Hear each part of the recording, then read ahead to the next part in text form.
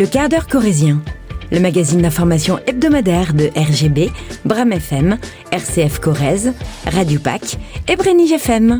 Réalisé et présenté par Olivier Sérac. Bonjour tout le monde et bienvenue dans ce nouvel épisode du quart d'heure corrézien. Quart d'heure qui poursuit sa route aujourd'hui dans les vignes de Branceil. Il y a un mois, souvenez-vous, nous avions fait le bilan des vendanges de l'année et le constat était sans appel. La météo n'a pas permis d'obtenir assez de raisins pour pouvoir faire un millésime 2024. Conséquence, les vignerons en pleine crise agricole cherchent des solutions pour pouvoir produire malgré les aléas climatiques. Et ce sont toutes ces questions auxquelles nous allons tenter de trouver des réponses dans cet épisode. La prescription culturelle, vous la retrouverez en fin d'émission et elle va vous faire découvrir la Galinette Dansée, une compagnie de danse installée dans le sud de la Corrèze sur le territoire de la Xainterie Val d'Ordogne. Le quart d'heure corrézien, vous avez le menu, c'est parti.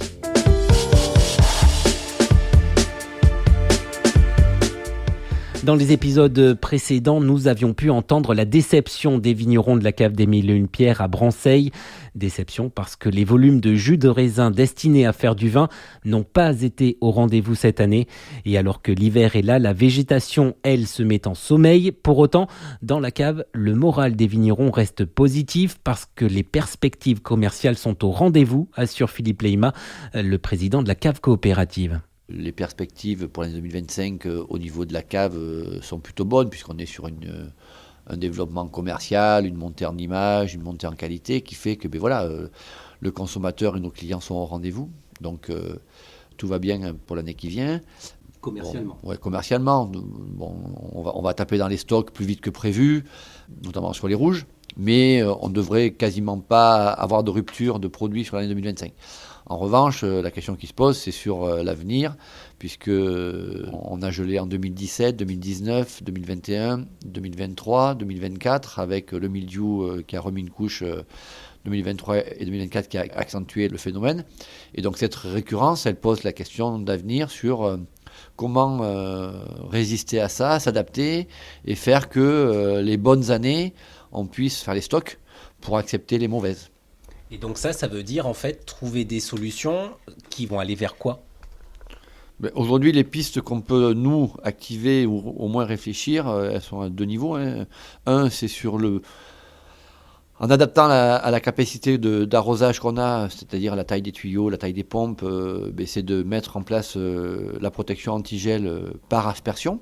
Parce que ça, vous pouvez le faire parce qu'il y a un lac à côté. Oui, alors nous sur Branceil, on a la chance d'avoir un lac collinaire communal. Après, on a un autre adhérent de la cave qui, lui, est sur la Chapelle aux Saints, qui est sur un réseau d'irrigation de plus grande taille. Donc, aujourd'hui, avec les contraintes techniques de la protection antigel par aspersion, on est en capacité de couvrir, si on le veut, 4 hectares à peu près de vignes sur les 30 qu'on a. Donc déjà, c'est un premier sujet. Ça, on est en train de le diagnostiquer. Alors, je ne dis pas que dès la première année, on couvrira 4 hectares, mais peut-être qu'on va essayer sur 1 ou 2 hectares la première année pour voir si ça marche comme il faut, si techniquement, ça s'est adapté. Et puis voilà. Et après, la deuxième solution, peut-être plus importante, plus protectrice, mais qui, pour le coup, amène de grosses réflexions budgétaires, c'est la protection par tour antigel, qui là peut protéger des zones plus grandes, mais qui nécessite un investissement beaucoup plus lourd, où là derrière il y a non seulement un diagnostic technique à faire, mais aussi un diagnostic de montage financier, avec des négociations avec les assurances, puisqu'aujourd'hui le modèle existe, mais il est perfectible. Ces tours avant permettraient ainsi de brasser de l'air et de rabattre l'air plus chaud au pied des vignes, et ainsi de maintenir un semblant de chaleur, de sorte que les grappes en formation au printemps ne gèlent pas. Or, aujourd'hui, comme vient de le souligner Philippe Leima, le système d'assurance reste perfectible. Concrètement, aujourd'hui, l'État, la région aident déjà ce système de protection. Par contre, dans le cadre de cette aide, ils obligent l'assurance récolte en contrepartie. Or, nos impacts climatiques chez nous, c'est le gel. Donc, si on se protège d'un côté avec les tours et qu'on nous oblige de nous assurer pour le gel, alors qu'on s'est protégé nous-mêmes, il y a un peu une incohérence. Donc là, on est en train de voir comment on peut discuter avec les assurances pour éventuellement mettre une décote à l'assurance à partir du moment où on est protégé contre le gel, pour continuer à s'assurer sur le reste. Ça peut être la tempête, ça peut être la grêle, etc. Mais donc l'idée, c'est pas d'aller contre l'assurance, mais d'adapter le modèle assurantiel à des préconisations et des protections individuelles qu'on aurait mises en place. Ça, c'est un bras de fer en fait que vous allez entamer un petit peu. Oui, c'est un bras de fer avec l'assurance. Maintenant, nous, on a la chance en Corrèze d'avoir un département de la Corrèze qui est à fond sur le sujet, et qui a pris conscience du problème et qui nous dit montez les études techniques et financières. Et puis derrière, on réfléchira ensemble comment optimiser l'accompagnement pour sauver une filière. Alors, certes, c'est très local, mais on peut quand même considérer que sur le bassin Beaulieu-Bénamessac, quasiment tous les viticulteurs et tous les producteurs de noix sont concernés. Donc là, il y a un vrai enjeu de territoire à trouver des solutions collectives. Ces solutions collectives sont d'autant plus importantes à trouver que le monde agricole est en crise depuis plusieurs mois. Et même en Corrèze, les vignerons espèrent ne pas être oubliés. On n'est pas trop impacté par le problème de la filière viticole, on va dire nationale, puisque les grandes tendances, on les connaît. Hein. C'est une baisse globale des consommations en rouge, une légère augmentation du blanc, une stagnation des rosés et une augmentation des bulles.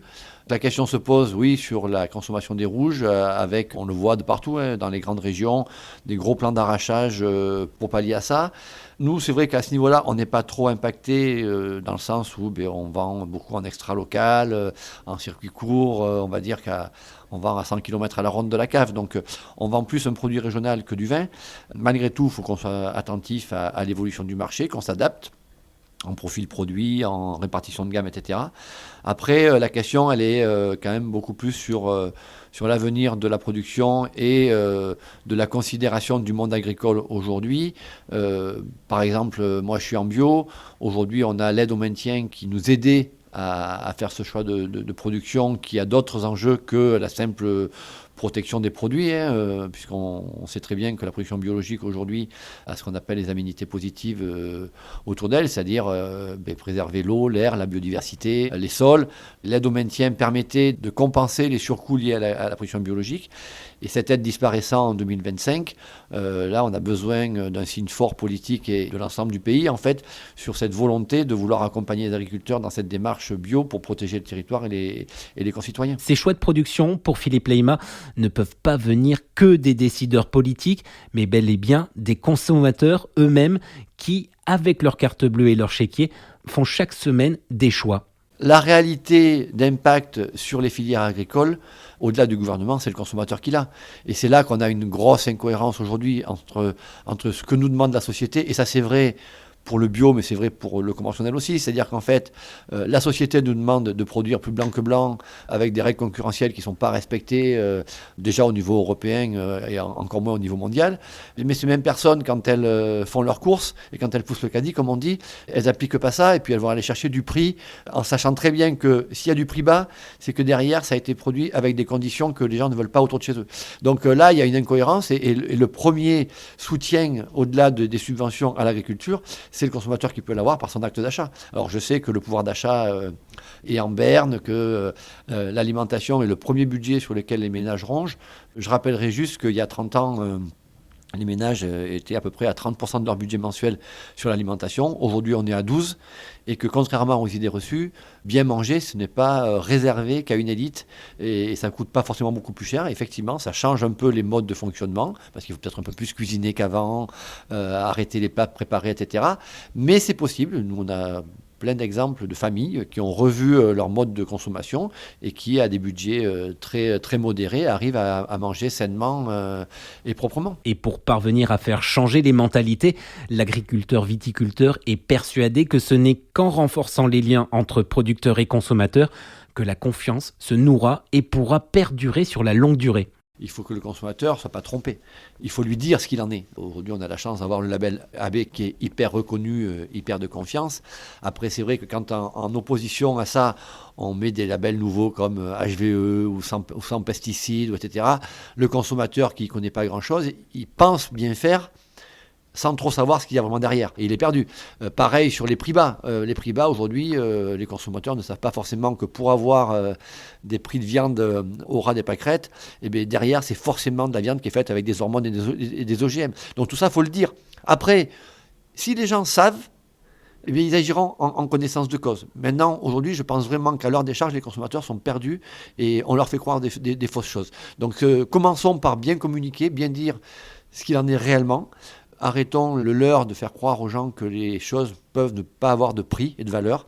Toutes les choses ont un prix.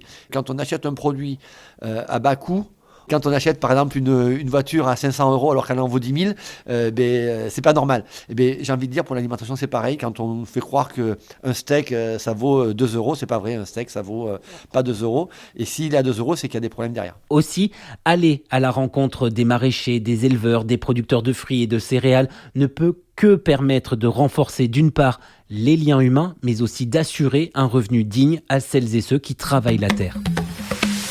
Place à la prescription culturelle de ce quart d'heure. Aymeric Tudou de Bram FM nous a rejoint. Bonjour Aymeric. Bonjour Olivier. Vous nous emmenez aujourd'hui danser dans le sud de la Corrèze. Alors aujourd'hui Olivier, je vous propose de prendre la direction du sud de la Corrèze et plus précisément du territoire Xaintrix-Val d'Ordogne. On fait connaissance avec Mathieu Sparma de la compagnie La Galinette Dansée. Et ouais, La Galinette Dansée, ça s'invente pas. C'est une compagnie qui fait un projet éducatif sur le territoire Xaintrix-Val d'Ordogne autour de la danse contemporaine dans 14 établissements de ce territoire.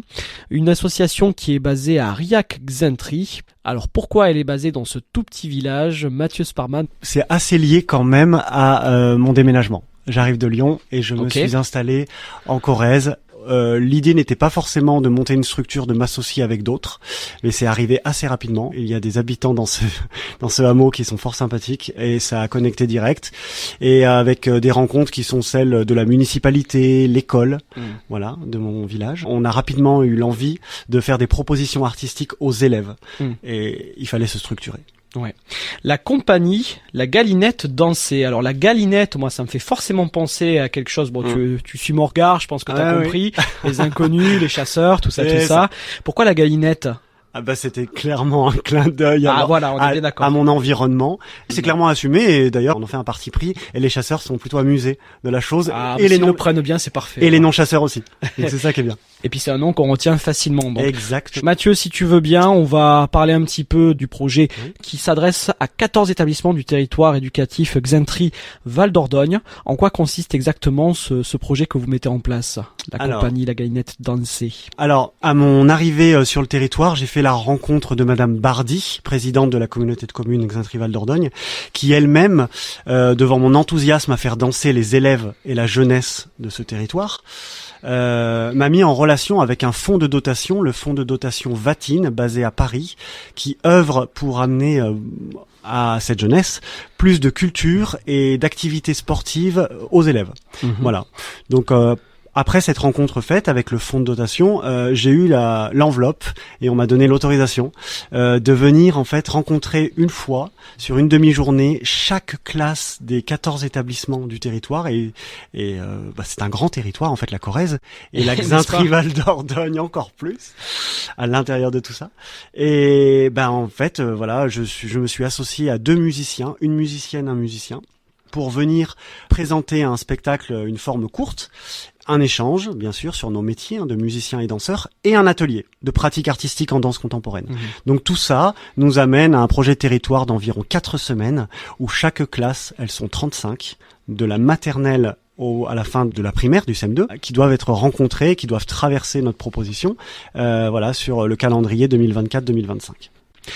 Mathieu, je voulais aborder aussi les thématiques que vous mettez en place avec les enfants à travers ce projet. Oui. C'est totalement libre ou il y a quand même un petit leitmotiv? Alors, il n'y a pas une thématique à proprement parler. En revanche, les 2 spectacles ont une couleur et forcément cette couleur de spectacle a une influence sur la pratique et l'atelier qui leur est donné par la suite.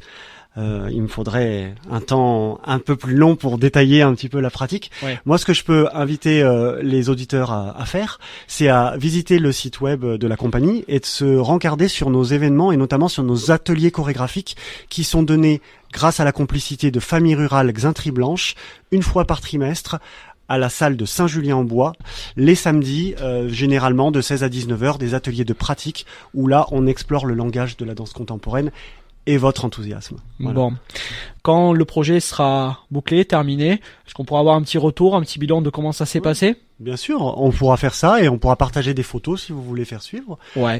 Voilà, mais bien sûr, je serais ravi de pouvoir vous donner quelques mots. La deuxième phase du projet, donc là on est sur cette première phase avec 2 semaines de territoire, sera fin janvier, courant février. D'accord. Donc on peut très facilement envisager en février ou mars un suivi et un moment d'échange autour de ce projet. Eh bien, j'ai hâte d'en savoir plus. Le rendez-vous est pris. Merci beaucoup, messieurs. C'est la fin de ce numéro du quart d'heure corrézien. Merci à toutes et tous de nous suivre de plus en plus nombreux chaque semaine. On se retrouve la semaine prochaine pour un nouvel épisode et d'ici là, je vous souhaite de passer de très bons moments en Corrèze ou ailleurs.